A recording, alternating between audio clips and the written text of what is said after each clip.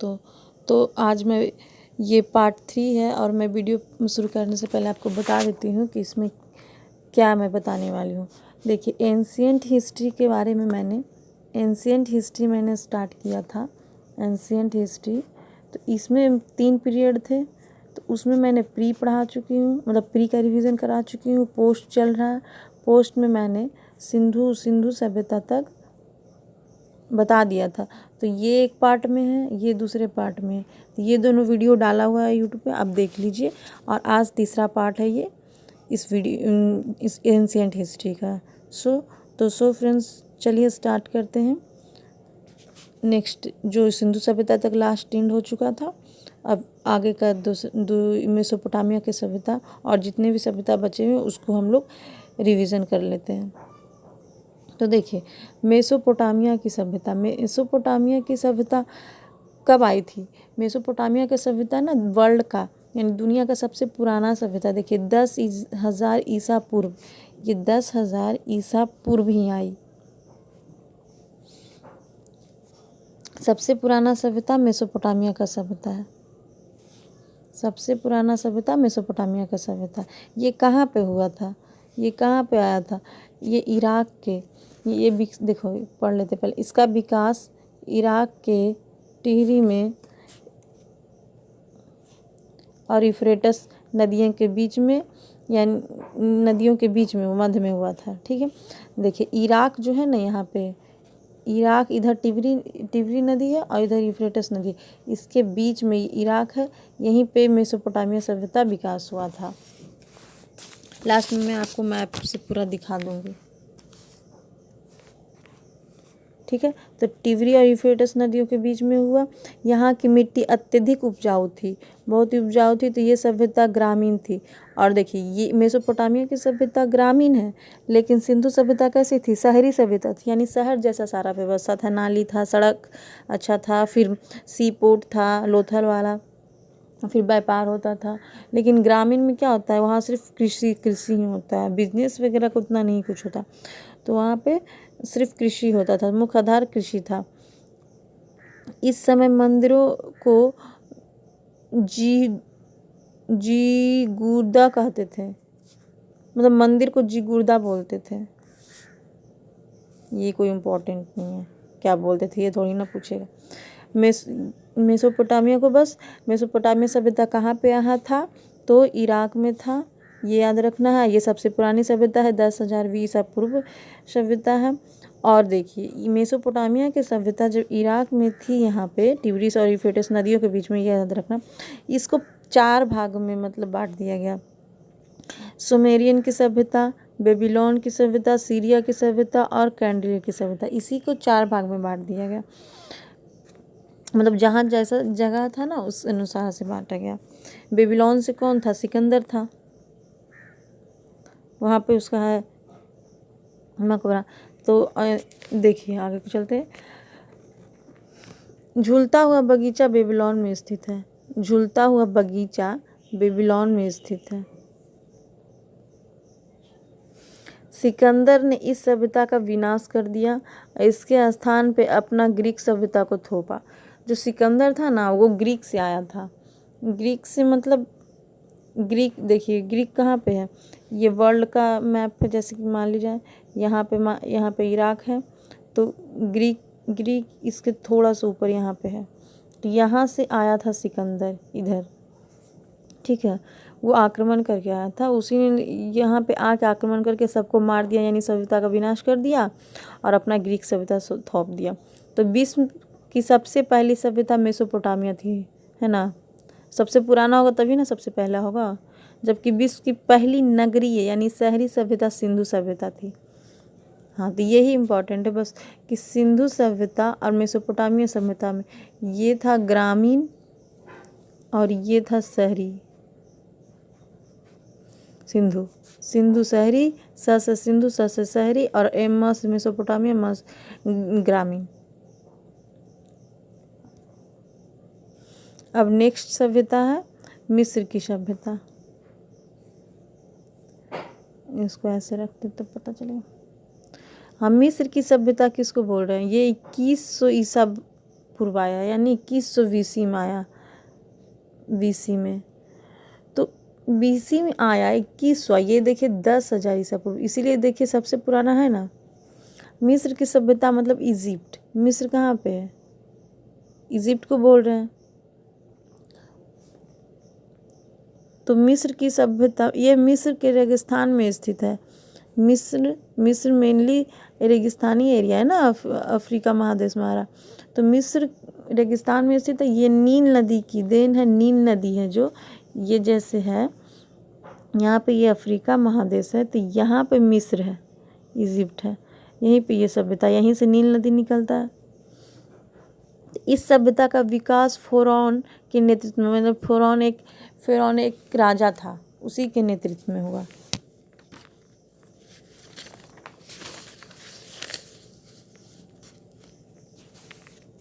इसको रोम की सभ्यता भी बोलते हैं। नहीं, रोम नहीं, सॉरी, मैं क्या बोल दी। ये मिस्र को इजिप्ट की सभ्यता भी बोलते हैं। राजा फ़िरौन था, बस ये याद रखना है। इस सभ्यता में पिरामिड, सूर्य कैलेंडर, मिमी का विकास हुआ था, अर्थात यह सभ्यता रसायन शास्त्र का सुदृढ़ता था। मतलब कि मिमी किसको बोलते हैं, जो बॉडी होता है, जब बॉडी लाश जो होता है वो मर जाता तो उस पर कपड़े लपेट दिए जाते थे, पूरे बॉडी पे कपड़ा। ये फिल्मों में देखे होंगे आप लोगों ने, जैसे कि ये बॉडी है तो इस पे इस कपड़ा पूरा लपेट दिया जाता था, इसी को मिमी बोलते। ये तरह का मतलब कल्चर स्टार्ट हो गया कि ये मरने के बाद उसको कपड़ा लपेटना है, तो ये इसी को मिमी बोला जा रहा है। पिरामिड मतलब नीचे में ऊंचा टीला मिला, रेगिस्तानी एरिया था तो पिरामिड बनाने का ये स्टार्ट हो गया। फिर सूर्य का कैलेंडर मिला, और यहाँ पे इसी केमिस्ट्री का भी खोज यहीं पे हुआ, मिस्र में ही हुआ। तो मिस्र की सभ्यता में 4 चीज़ याद रखना कि ये 2100 ईसा पूर्व में हुआ, नील नदी यहीं पे इसी का देन है, ये फ़िरौन राजा के द्वारा हुआ, यहाँ पे पिरामिड है, मिमी है, सूर्य कैलेंडर है, और यहाँ पे केमिस्ट्री का खोज हुआ। ठीक है। गीजा का पिरामिड सबसे प्रसिद्ध है, गीजा का पिरामिड। ठीक है। अब नेक्स्ट रोम की सभ्यता। 600 ईसा पूर्व यानी 600 BC में हुआ, मिस्र के बाद। जैसे जैसे बाद में आ रहा, देखिए 1000 के बाद ही आया होगा रोम की सभ्यता। तो इसके बाद दिया हुआ है नोट्स में, कितने अच्छे से दिया हुआ है, 2100। फिर इसके बाद आया रोम की सभ्यता, उसके बाद फिर आएगा आगे का, उसके बाद देखिए फारस का सभ्यता आगे। रोम की सभ्यता कहाँ पे आएगा, रोम किसको बोलते थे पहले, इटली को रोम बोलते थे, तो इसे इटली में विकसित किया गया। इन्होंने पूरे भूमध्य सागर पर अधिकार किया, यानी इटली वाला लोग जो था ना, वो पूरा अरब सागर, जो भूमध्य सागर है ना, अरबियन सी, उस पे पूरा अपना मतलब विकास किया, वहाँ पे पूरा डेवलप वाला काम किया। यूरोप, ये कहाँ पड़ता है रोम, इटली कहाँ पे पड़ता है, यूरोप महादेश में। अभी भी यूरोप महादेश सबसे ज़्यादा विकसित है। देखिए वर्ल्ड है, एक मिनट फिर से, ये जैसे वर्ल्ड है, तो यहाँ पे साउथ अफ्रीका है, यहाँ पे यूरोप महादेश, यहाँ पे इटली है, और ये एशिया महादेश है, यहाँ पे साउथ अफ्रीका है और नॉर्थ अफ्रीका है, इस तरह से। तो ये जो सबसे ज़्यादा विकसित है ना अभी भी वर्ल्ड में, यूरोप महादेश। और इटली का विकास इसलिए, मतलब यूरोप वाला ना सबसे पहले विकास कर चुका, देखिए पहले ही लिखा, भूमध्य सागर में अधिकार कर चुका था। प्राचीन सभ्यता के यह सबसे विकसित सभ्यता, यानी सबसे डेवलप सभ्यता रोम सभ्यता, सबसे पुरानी सभ्यता मेसोपोटामिया सभ्यता, सबसे शहरी सभ्यता सिंधु सभ्यता। आज भी यहाँ के अवशेष सुरक्षित बचे हुए हैं, यह पर्यटन का आकर्षक केंद्र है। यह सभ्यता 2 सबसे बड़े राजा जूलियस सीजर और ऑगस्टस के थे, यानी 2 राजा जूलियस सीजर और ऑगस्टस ने मतलब विकास किया था। जूलियस सीजर की हत्या धोखे से उसके मंत्रिमंडल द्वारा कर दी गई, ये सब उतना इम्पोर्टेंट नहीं है। जूलियस सीजर नामक नाटक विलियम शेक्सपियर ने लिखा था। विलियम, इससे ये भी पता चलता है कि विलियम शेक्सपियर भी इटली का ही होगा। अब नेक्स्ट सभ्यता फारस की सभ्यता। फारस की सभ्यता कब आया? 500 ईसा पूर्व में आया। इसके बाद आया रोम के 100 साल बाद आया। ये कहाँ पे स्थित है? वर्तमान में ईरान में। और मेसोपोटामिया कहाँ था? इराक में। ये दोनों अलग है। ईरान यहाँ पे है, इराक, और ईरान, हाँ इराक ईरान बगले में है।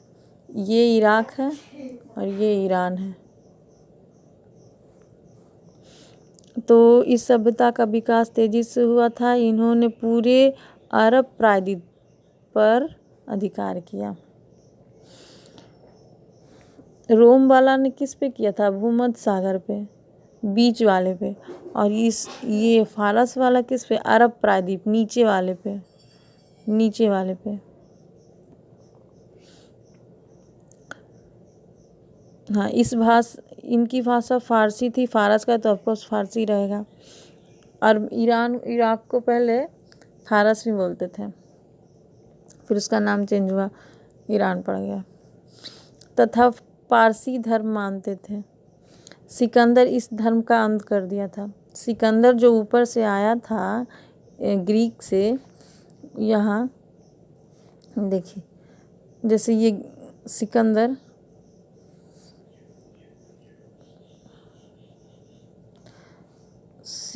यहाँ ग्रीक से, ये हमारा यहाँ पे, ये इंडिया यहाँ पे कुछ ग्रीक है सिचुएटेड। तो यहाँ से ग्रीक आया और ईरान, इराक सब पे मतलब राज करते गया। सिकंदर को बोला जाता है ना विश्व विजेता, क्यों?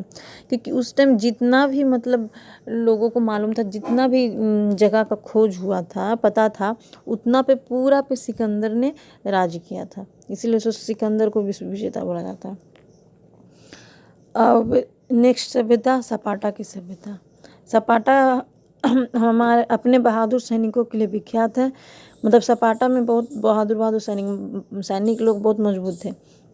यह ग्रीस के पास का एक छोटा सा क्षेत्र था। सपाटा मात्र 300 सैनिकों ने लियोनस के नेतृत्व में ग्रीस के 2000 सैनिकों को मात दी थी। सपाटा वाला ग्रीक से बहुत ही आगे था।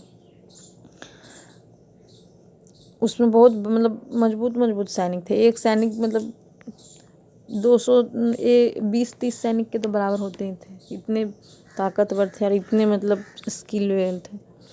ग्रीस का विशाल सेना का नेतृत्व जाकर्सिक कर रहा था। तो जाकर्सिक को धोखे से स्पार्टन को हरा दिया। ये धोखा से उसको हरा दिया। यानी ये जो स्पार्टा वाला है वो ग्रीक वाले राजा जाकर्सिक को धोखे से हरा दिया। ठीक है, और बाकी इसमें तो कुछ नहीं। इसमें बस ये याद रखना कि यहाँ के सैनिक बहादुर थे, बस। इसमें कोई इम्पोर्टेंट नहीं हम लोग के लिए एग्जाम। अब पील नदी की सभ्यता। पील नदी की सभ्यता कहाँ पे? ये चीन में 5000 ईसा पूर्व विकसित हुए थे। यानी बहुत ही पुराना, मेसोपोटामिया के बाद ही आया होगा, क्योंकि मेसोपोटामिया 10,000 में, अब 5000, तो चीन का सभ्यता लगभग में आया उसके 5000 साल बाद। ये हांगो नदी के तट पर इसका विस्तार है। यह सभ्यता अपने उपजाऊ भूमि के लिए प्रसिद्ध थी। यहाँ पे भी उपजाऊ भूमि था। मेसोपोटामिया में भी अच्छा खेती होता था, इसलिए ग्रामीण सभ्यता वहाँ पे भी रहा। अब देखिए, मैं थोड़ा सा वर्ल्ड मैप से आपको बताने की कोशिश करूँगी कि कौन सभ्यता कहाँ पे, इससे थोड़ा सा दिमाग में बैठ जाता है। ठीक है, तो 1 मिनट मैं वो मैप ले आती हूँ। देखिए, तो मैंने मैप को स्क्रीन पे ले आया है। पॉज करके इसलिए मैं कर रही हूँ क्योंकि ज़्यादा टाइम नहीं लेना चाहती। देखिए, इंडिया और पाकिस्तान, यहाँ पे कलर चेंज करना पड़ेगा। कौन सा? ये इंडिया पाकिस्तान के पास सिंधु सभ्यता था, है ना। इंडिया पाकिस्तान सिंधु सभ्यता। मेसोपोटामिया की सभ्यता ये इराक है। यहाँ पे मेसोपोटामिया की सभ्यता था, इराक में मेसोपोटामिया। फिर इसके बाद मिस्र सभ्यता। मिस्र कहाँ पे है? यूरोप महादेश में, तो मिस्र।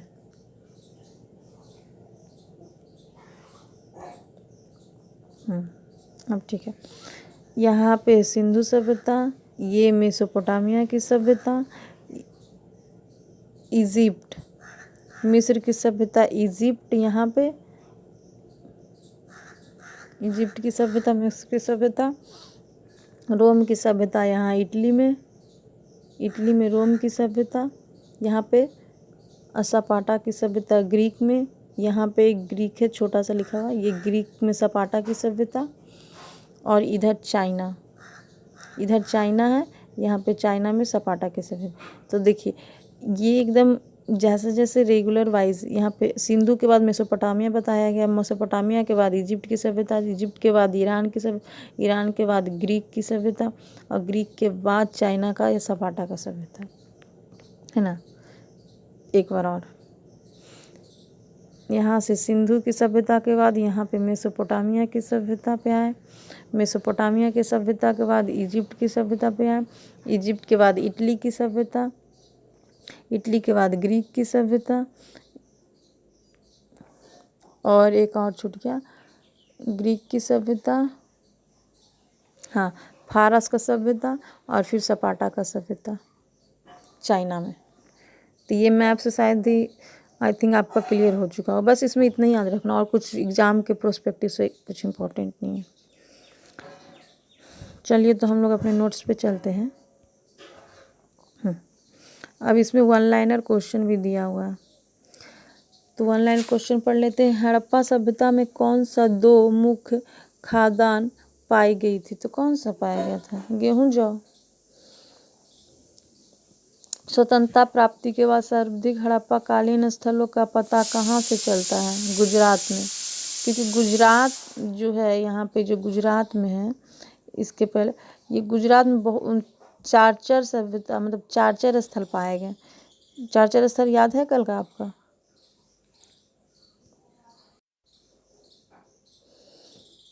यहाँ पे पाया गया था धौलावीर,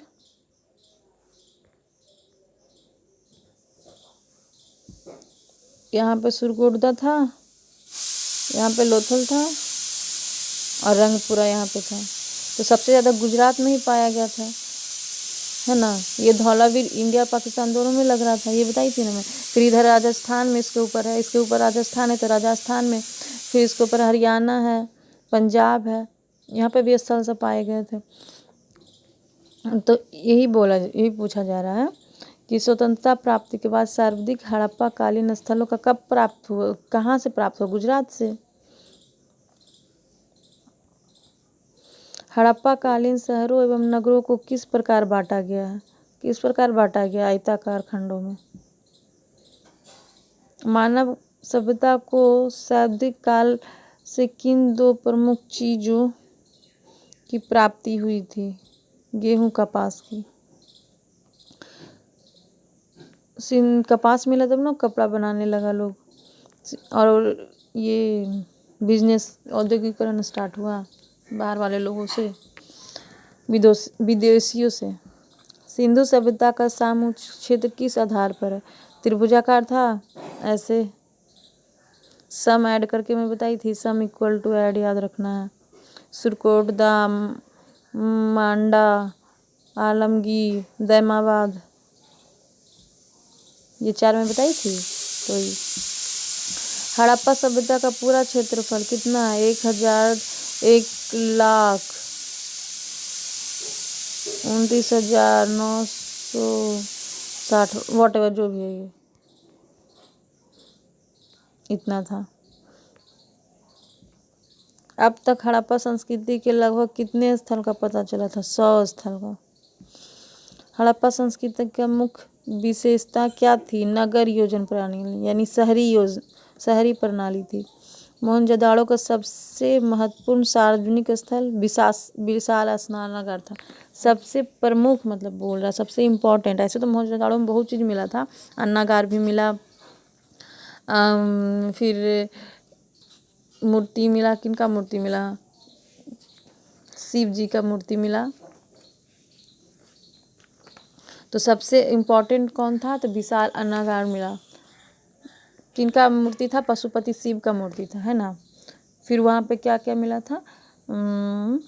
सिंधु नदी के किनारे था मोहनजोदाड़ो। यहाँ पे स्नानागार भी मिला, अन्नागार भी मिला, कुआं भी मिला था। हाँ, कुआं भी मिला था। फिर सूती वस्त्र यहीं से मिला था, कपास वाला, जो आगे क्वेश्चन में आया था। यहाँ पे कहाँ गया ये कपास वाला।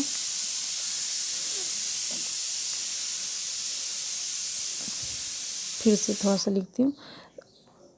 नगर योजना प्रणाली, हाँ, विशाल अनागार, और यहाँ पे चौड़ी सड़कें भी मिली थी, ठीक है ना। तो मोहनजोदाड़ो का खोज कब हुआ था? 1912-22 में हुआ था। ये मैं फिर से रिवीजन करवा रही हूँ, ठीक है। अब नेक्स्ट क्वेश्चन, मोहनजोदाड़ो को सबसे इमारती कौन है? अच्छा, सबसे बड़ा इमारत अन्नागार था। देखिए, अन्नागार हड़प्पा में भी मिला था अन्नागार, और मोहनजोदाड़ो में भी मिला था। लेकिन किसका अन्नागार बड़ा था? मोहनजोदाड़ो बड़ा शहर था, तो यहाँ पे बड़ा अन्नागार होगा। मोहनजोदाड़ो सिंधु सभ्यता का सबसे बड़ा शहर था, तो बड़ा शहर है तो बड़ा सामान रखने के लिए बड़ा जगह बनाया गया, तो सबसे बड़ा अन्नागार था। इस तरह से याद रखना।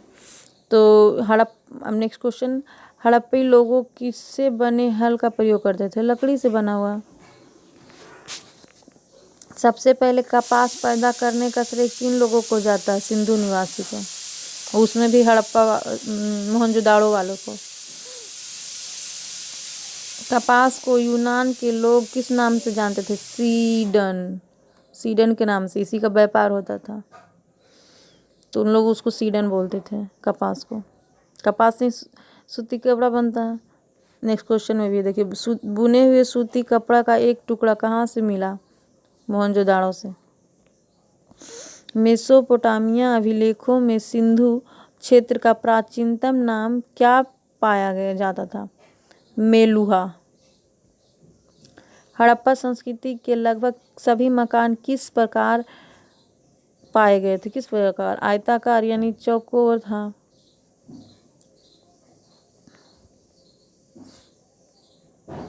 ऐसे चौकोर रहता होगा तभी ना, यहाँ पर से सड़क जब गुजरता होगा तो इधर में दरवाजा रहता है, यहाँ से सीधे होता था। एक जगह वहाँ पे बताइए जहाँ पे सड़कें टेढ़ी मेढ़ी मिली थी, और मतलब सड़क टेढ़ा मेढ़ा मिला था, और उतना घरों के दरवाजे आगे की ओर नहीं खोलते थे। कौन सा जगह था? बानावली। नाम है बानावली, बट उल्टा सब काम हो रहा है, याद है ना? कल के वीडियो में मैंने बताया था, पिछला वीडियो में, ठीक है। हड़प्पा संस्कृति के लोग वाला हो गया। हड़प्पा नगर का संरचना कितने किलोमीटर के घेर में फैली हुई है? 5 किलोमीटर।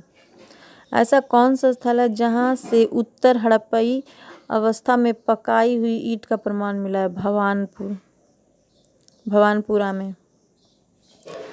चावल के उत्पादन के साक्ष्य कहाँ से प्राप्त हुए हैं?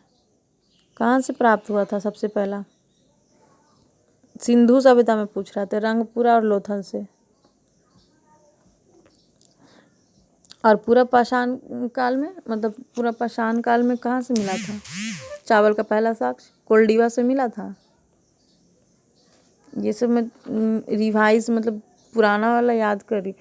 देखिए, पुराना चावल का मिला था कोल्डिवा से, और ये हड़प्पा में मिला है रंगपुरा और लोथल से।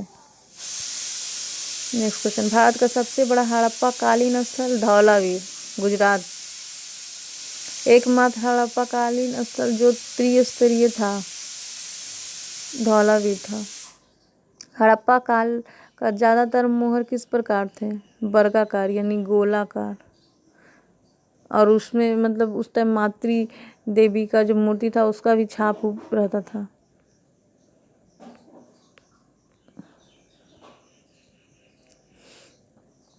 किस व्यक्ति के पास हड़प्पा एवं मोहनजोदाड़ो का एक विस्तृत साम्राज्य का जुड़ाव राजधानी कहाँ है? पीगट।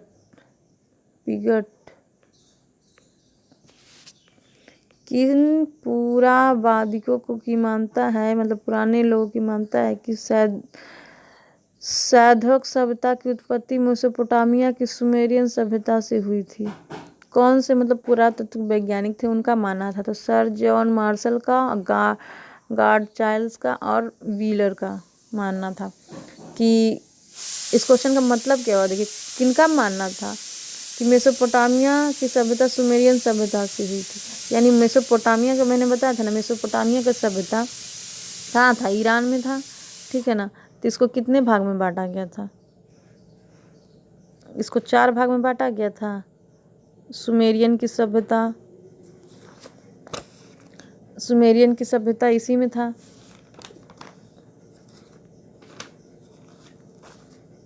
एक मिनट आवाज, हाँ आवाज आ रहा।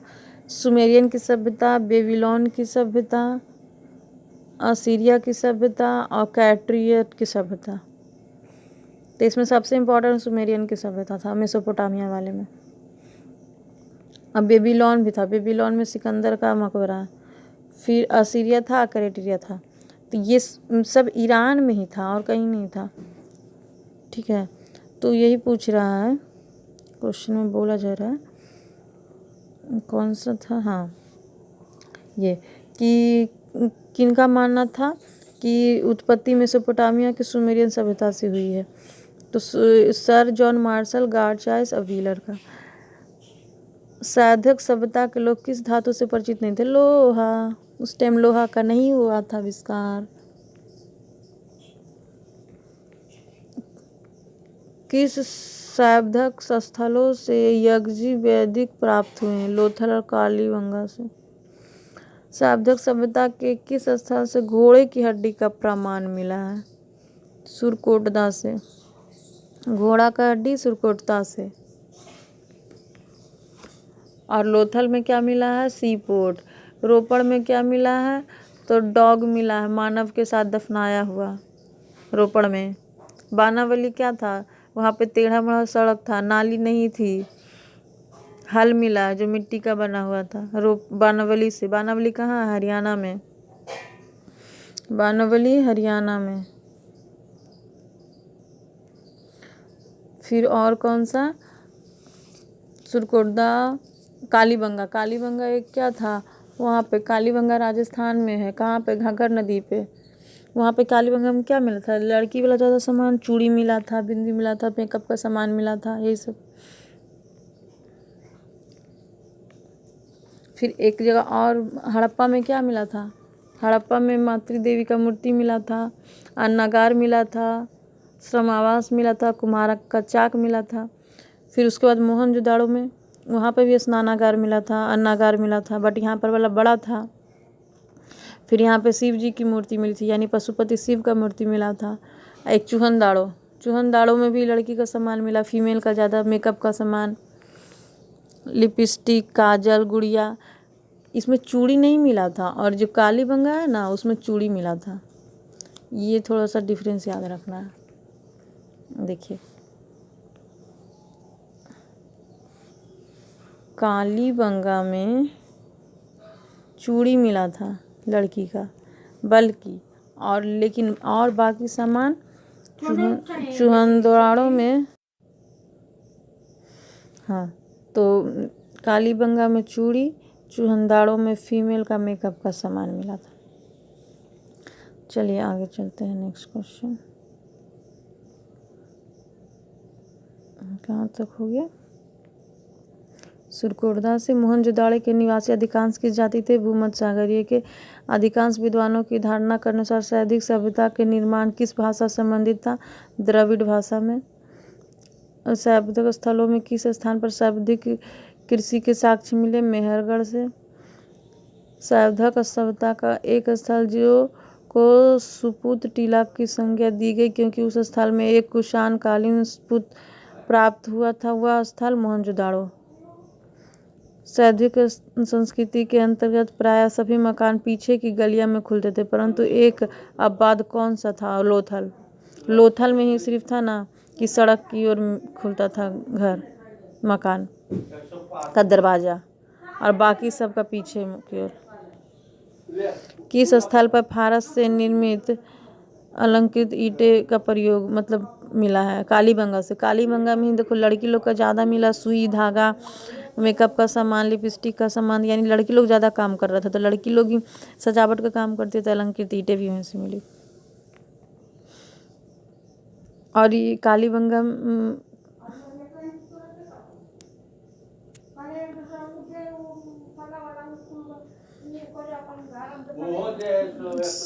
सॉरी, अलंकृत ईंटें कालीबंगा से नहीं, चूहनदाड़ों से मिला। ये शायद गड़बड़ है। इसका आंसर कालीबंगा नहीं चूहनदाड़ो होगा, आई थिंक, क्योंकि अलंकृत ईंटें तो चूहनदाड़ों में मिला था। इसको एक बार देख लीजिएगा, मैं भी देख लूँगी। सैद्विक सभ्यता का एक ऐसा कौन सा पुरातात्विक स्थल है जो पुरातात्विक के मतानुसार 7 बार उजाड़ कर बसा था? मोहनजोदाड़ो। जिस टीले पर हड़प्पा का दुर्ग बना हुआ था वो व्हीलर ने किस नाम से पुकारते थे? Mount Evin.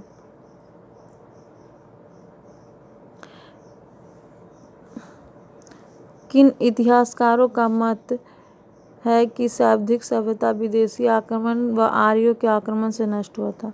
व्हीलर का और गार्ड चार्ल्स का। किस इतिहासकार ने कहा कि जलवायु से हुए परिवर्तन के कारण सभ्यता नष्ट हुई थी? अरेल साइटन ने। मानव समाज विलक्षण है क्योंकि यह मुख्यतः आश्रित है संस्कृति पर। सिंधु घाटी के आर्यों से पूर्व रहे जाने वाले का महत्वपूर्ण कारण मृदभांड था। भारतीय पुरातात्विक सर्वेक्षण विभाग के महानिदेशक कौन? सर जॉन मार्शल के निदेशक में राय बहादुर दयाराम साहनी ने पंजाब, जो अभी वर्तमान में पाकिस्तान में है, को मोंटगोमरी जिले में रावी नदी के तट पर हड़प्पा का अवशेष कब किया? 1921 में। तो सर जॉन मार्शल के अंदर राय बहादुर दयाराम साहनी थे। दयाराम साहनी सिर्फ याद रखना। दयाराम साहनी ने हड़प्पा का खुदाई कब किया था? 1921 में। बस वही बोल रहा। सर जॉन मार्शल ने सर्वप्रथम इसे नाम दिया था सिंधु सभ्यता का। रंगपुरा, जहाँ हड़प्पा का समकालीन सभ्यता मिला, उसको सौराष्ट्र या गुजरात में? गुजरात में मिला था रंगपुरा। दधौरी एक पर्वतीय हड़प्पा पुरास्थल है पंजाब का। सिंधु सभ्यता का पतन नगर था लोथल। सिंधु घाटी के लोग विश्वास करते थे मातृशक्ति पे। मातृसत्तात्मक था, माता का मतलब चलता था। चूहनदाड़ों के उत्खनन का निर्देश किया था किसने? J.H. मैक। हड़प्पा का उत्खनन करने वाला प्रथम पुरातात्विक जो महत्व को नहीं समझ पाया था? A. किंगम। हाथी का दांत का पैमाना हड़प्पा सभ्यता में मिला। कहाँ मिला था हाथी का दांत? लोथल में मिला था। हड़प्पा स्थल सैनौली के भी हल के उत्खनन से प्राप्त हुआ। मानव समाधान। जिस पशु के अवशेष सिंधु घाटी से नहीं प्राप्त हुए, किसका? गाय और शेर का। सब मिला है बट गाय शेर का अवशेष नहीं मिला है। वह सभ्यता जो नील नदी के तट पर है, कौन सा? मिस्र सभ्यता। अब फिर MCQ भी दिया हुआ।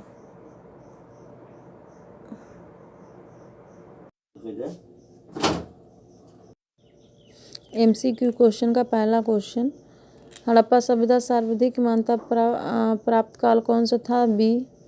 2500 से 1750 ईसा पूर्व। निम्नलिखित में किस पदार्थ का उपयोग हड़प्पा काल के मुद्राओं में हुआ था? शेर खड़िया का। सिंधु सभ्यता के लोग मुख्य व्यवसाय क्या था? व्यापार था। सिंधु घाटी की सभ्यता कहाँ विस्तृत थी? पंजाब, राजस्थान, गुजरात, हरियाणा, सिंध, बलूचिस्तान है। जम्मू कश्मीर में देखिए तो नहीं था। बांग्ला उड़ीसा में तो नहीं था। इसका आंसर डी ही होगा। हड़प्पा सभ्यता के निवासी थे, कैसे थे? शहरी थे। हड़प्पा वासी किस वस्तु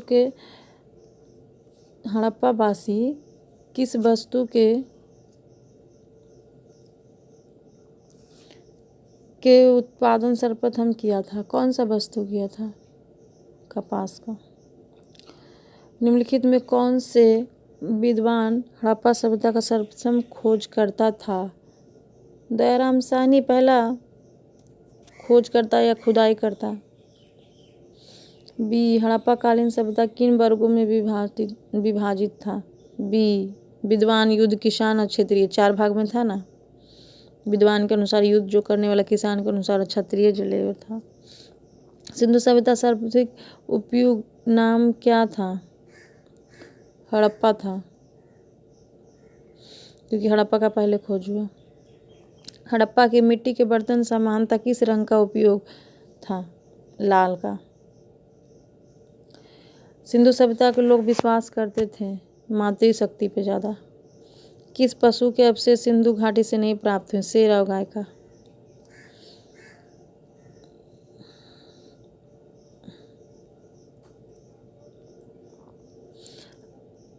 हड़प्पा कालीन स्थल में अभी तक किस धातु की प्राप्ति नहीं हुई थी? लोहा का नहीं हुआ था। सिंधु सभ्यता का पतनगार बंदरगाह कौन था? लोथल था। बंदरगाह यहीं पे मिला ना, सीपोर्ट मतलब। किस हड़प्पा कालीन स्थल से नृत्य मुद्रा वाली स्त्री का काष्ठ का मूर्ति मिला था? कहाँ से मिला था? मोहनजोदाड़ो से।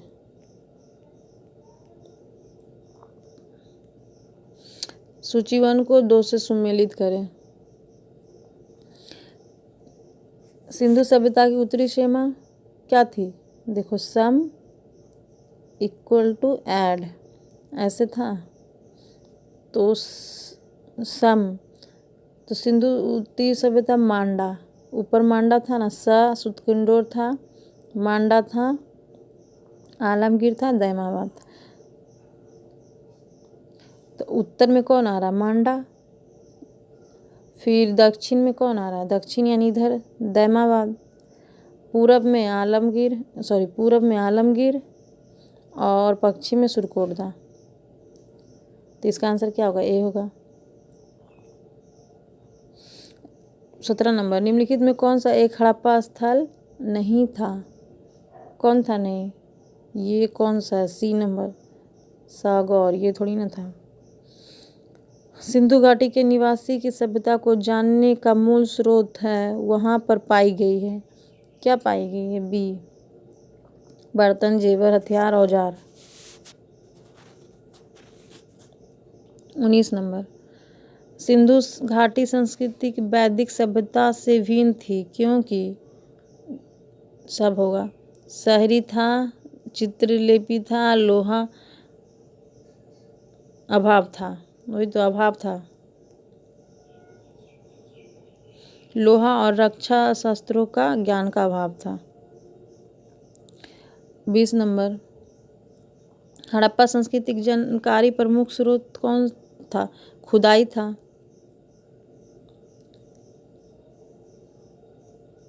21 नंबर, खुदाई। भारत में चांदी का उपलब्धता का प्राचीनतम साक्ष्य मिले हैं। कहाँ से मिले थे? ए हड़प्पा संस्कृति से। निम्नलिखित में किसका सुमेलन नहीं है? किसका नहीं है? तो आलमगीर उत्तर प्रदेश में, ये तो है। लोथल गुजरात में, ये भी है। कालीबंगा हरियाणा में नहीं, कालीबंगा राजस्थान में, और रोपड़ पंजाब में। ये ठीक है, ये गलत है, ये गलत है। हड़प्पा संस्कृति के स्थल उनकी स्थिति संबंधी निम्नलिखित में युग सम्मिलित नहीं है। 23 का आलमगीर उत्तर प्रदेश में है, बानावली हरियाणा में है, दैमाबाद महाराष्ट्र में, ठीक है नीचे तो, और राखीगढ़ी राजस्थान। ये गलत है, राखीगढ़ी हरियाणा में है। और ये जो कालीबंगा है वो दोनों उल्टा दिया हुआ। ठीक है, तो नेक्स्ट क्वेश्चन 24 नंबर।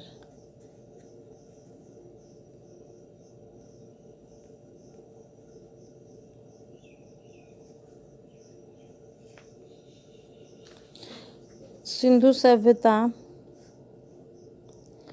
के आर्यों से पूर्व रखे जाने का महत्वपूर्ण कारक है मृदभांड। पोएट्री। सिंधु सभ्यता संबंधित है 25 नंबर। किससे संबंधित है? आद्य ऐतिहासिक यानी प्रोटो हिस्ट्री पीरियड से। मानव समाज विलक्षण है क्योंकि मुख्य आश्रित होता है। किस पे आश्रित है? संस्कृति पर, कल्चर पे। हड़प्पा सभ्यता में निम्नलिखित में किस सभ्यता से संबंधित है? सिंधु घाटी से। सिंधु घाटी सभ्यता गैर आर्य थी क्योंकि वह नगरीय थी। हाँ, नगरीय सभ्यता थी। और आर्य वाला था जो ग्रामीण था। यूपी पीसीएस में पूछा हुआ। निम्नलिखित में कौन सा सिंधु घाटी की सभ्यता पर प्रकाश डालता है? पुरातात्विक खुदाई। हड़प्पा में मिट्टी के बर्तनों पर समानता किस रंग का प्रयोग हुआ था? कौन था? लाल रंग का। 21 नंबर। सूची 1 को 2 से मिलाना है। पहला लोथल में क्या हुआ? लोथल में गोदीवाड़ा। फिर कालीबंगा में क्या प्राप्त हुआ था? जुता हुआ खेत। धौलावीर में क्या प्राप्त हुआ था? हड़प्पा लिपि से बड़े आकार के 10 चिन्ह वाला शिलालेख और बानावली से पकी हुई ईंटें। पक्की मिट्टी के मिट्टी का हल मीन्स, तो इसका आंसर बी होगा।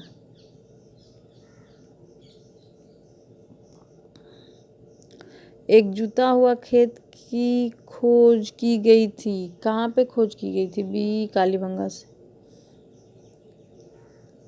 1 मिनट, कालीबंगा से।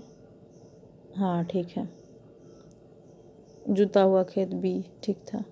31 नंबर में।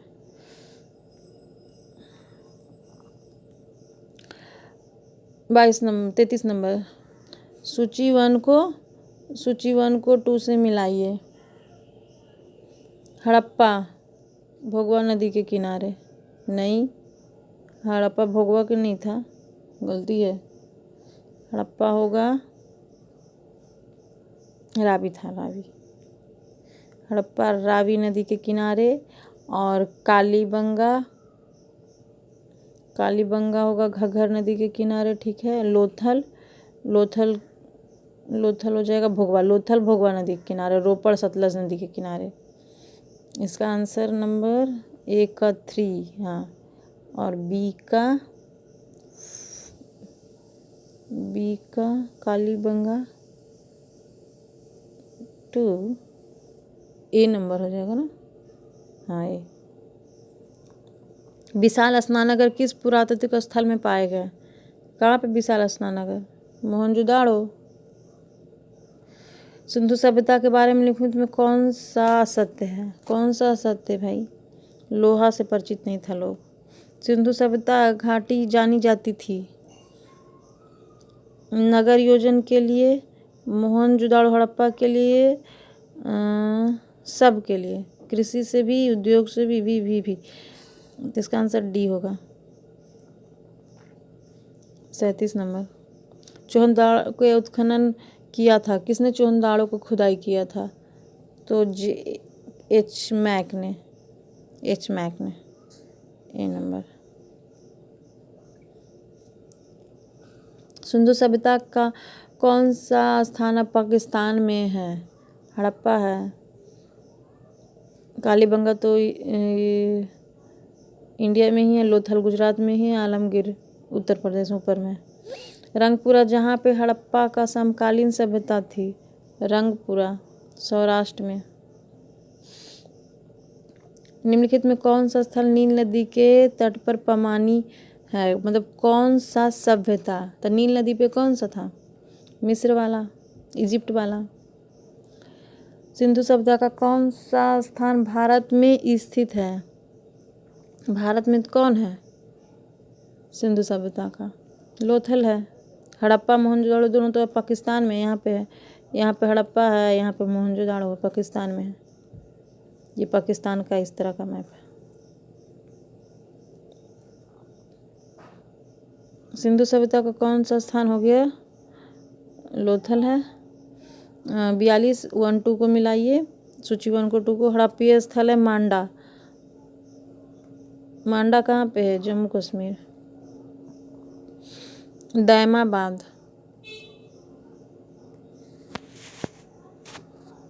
दैमाबाद, सॉरी, मांडा जम्मू कश्मीर नहीं, महाराष्ट्र। महाराष्ट्र, म से मांडा, म से महाराष्ट्र। मांडा महाराष्ट्र। दैमाबाद राजस्थान। कालीबंगा जम्मू कश्मीर नहीं, गलत है। राखी गढ़ी, 1 मिनट इसका रुकिए तो मैं देख लेती हूँ। नहीं, देखिए मांडा, मांडा है जो इस तरह से है, मांडा ऊपर है ना, मांडा, आलमगीर, दैमाबाद। हाँ, तो ये मांडा है। मांडा है जो मेरा चिनाब नदी पे जम्मू कश्मीर में, यानी ए का 3 जम्मू कश्मीर में। इसमें ऑप्शन ही नहीं दिया हुआ। दैमाबाद है कहाँ? ये दैमाबाद नीचे है तो महाराष्ट्र में पड़ रहा है, बी महाराष्ट्र में। और कालीबंगा है राजस्थान में और राखीगढ़ी हरियाणा में। तो यानी ए का हो जाएगा 3, बी का 4, सी का 1 और डी का 2। ये आंसर होगा जो ऑप्शन में नहीं दिया हुआ है, नोट कर लीजिए। ठीक है, अब नेक्स्ट क्वेश्चन पे चलते हैं।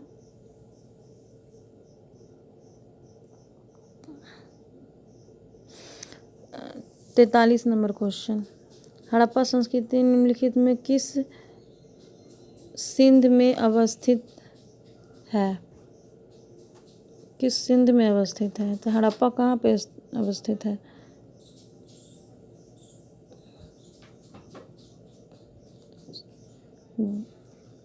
मोहनजोदाड़ो और चूहनदाड़ो में, मतलब पाकिस्तान में। तो मोहनजोदाड़ो और बी।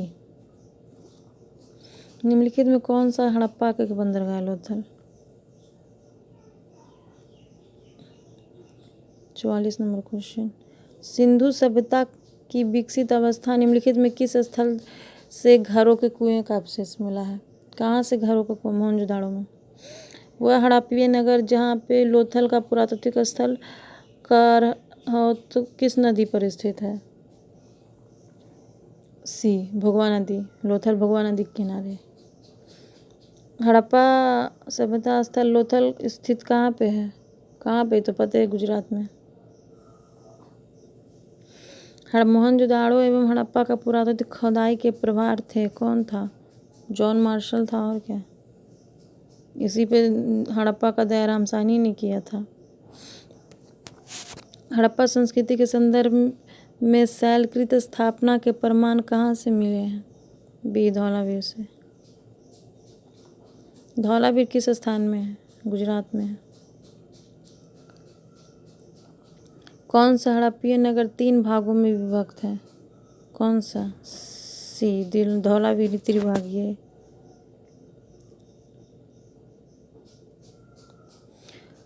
सिंधु घाटी के लोग विश्वास करते थे, किस पे विश्वास करते थे?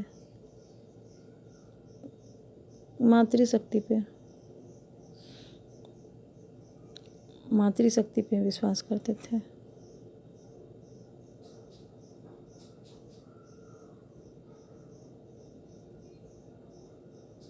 सिंधु घाटी के लोग पूजा करते थे, पशुपति का करते थे, शिव पशुपति का। सिंधु घाटी की सभ्यता को खोज निकालने में जिन 2 भारतीयों का नाम जुड़ा है, राखल दास बनर्जी, दयाराम साहनी। इन्होंने हड़प्पा का किया, इसने मोहनजोदाड़ो का। दयाराम साहनी ने हड़प्पा को खुदाई किया और राखल दास बनर्जी ने मोहनजोदाड़ो का। 55। निम्नलिखित में कौन सा सुमेलित नहीं है?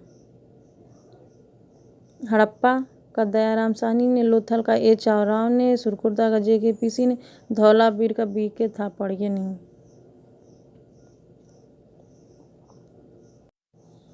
धौलावीर का रविंद्र सिंह ने किया था।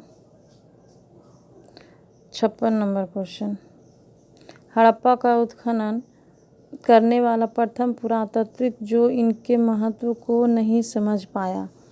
कौन नहीं समझ पाया? ए किंघम ने नहीं समझा था। मोहनजोदाड़ो निम्नलिखित में से कहाँ पर स्थित है? कहाँ पे स्थित है मोहनजोदाड़ो? पाकिस्तान के सिंध प्रांत में।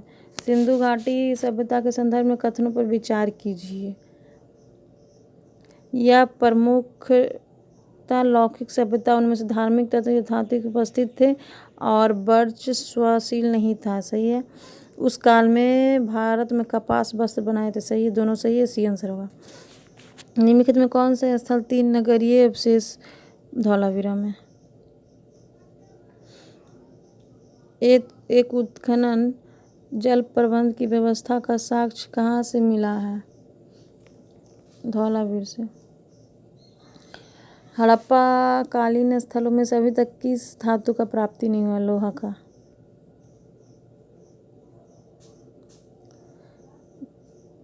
सत्तर तक ही है। भारत में निम्नलिखित के आने का सही अनुक्रम बताएं। मतलब जो जो कैसे कैसे आते गए ना, उसका सही अनुक्रम बताना।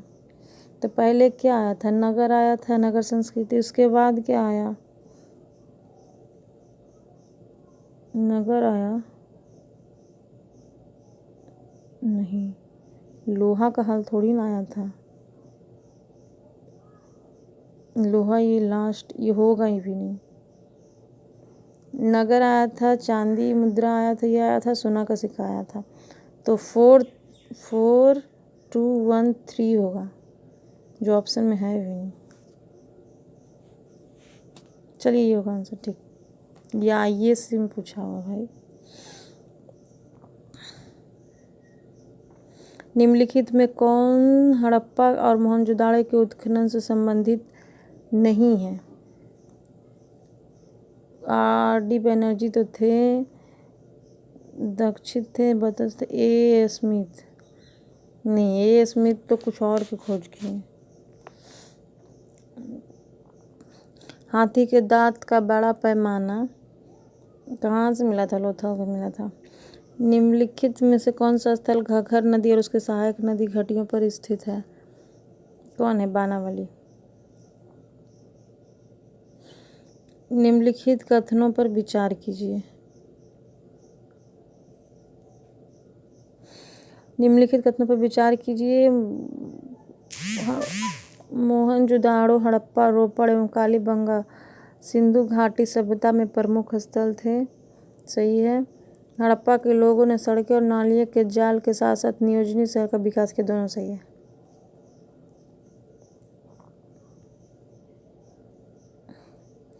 निम्नलिखित में से कौन सा लक्षण सिंधु सभ्यता के लोगों का सही चित्रण करता है? विशाल महल, मंदिर थे, ये तो नहीं था। देवी देवताओं दोनों को पूजते थे, ये था मातृ देवी को भी और पशुपति शिव को भी। घोड़े, युद्ध में घोड़े द्वारा खींचे गए रथ का प्रयोग करते थे, नहीं, ये भी नहीं आया। बी आंसर सिर्फ है। किस पशु के अवशेष सिंधु घाटी से नहीं मिले हैं? गाय और शेर दोनों को नहीं मिले। दोनों आंसर होगा। स्थापित सिंधु घाटी सभ्यता जिन नदियों के तट पर बसी हुई है वो थी, मतलब सिंधु सभ्यता कहाँ, किस नदी के किनारे था? चेनाब नदी। चेनाब नदी, चेनाब भी होगा, सिंधु भी होगा, झेलम भी होगा, तीनों होगा। B answer. गंगा नदी नहीं, उस टाइम गंगा नदी के बारे में नहीं जानता था, नाम नहीं पड़ा था। वस्त्रों के लिए कपास की खेती का आरंभ सबसे पहले किया था, किसने किया था भारत में? मेनली गुजरात, लोथल में ज़्यादा इसका व्यापार होता था। तो सो फ्रेंड्स, 70 क्वेश्चन कंप्लीट हो चुका है। मतलब मेरा पूरा क्वेश्चन कंप्लीट हो चुका है यहाँ तक, यानी प्रोटो हिस्ट्री भी कंप्लीट हो चुका है। इसके बाद अब हिस्टोरिकल पीरियड पढ़ना है। तो ये हिस्टोरिकल पीरियड को मैं नेक्स्ट वीडियो में बनाऊंगी, क्योंकि ये बहुत ही लंबा होते जा रहा है। और यहाँ तक जितना बताएं उसको रिवाइज करिए, खुद से पढ़ने का कोशिश, फिर से देखने का कोशिश करिए। जो भी अगर गलतियाँ कहीं पे भी हो तो उसको कमेंट में लिखिए। So friends, thank you, bye bye.